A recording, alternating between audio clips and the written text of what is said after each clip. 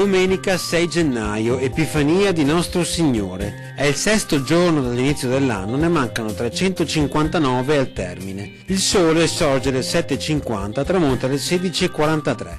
La luna sorge alle 8:03, tramonta alle 17:10.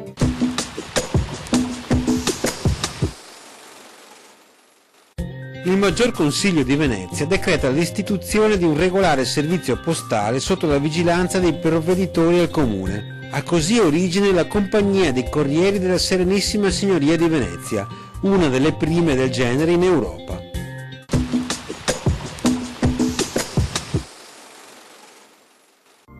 Le previsioni per domani: cielo poco o parzialmente nuvoloso, con possibili riduzioni della visibilità in pianura nelle ore più fredde. Temperature in calo, salvo aumento delle minime in pianura.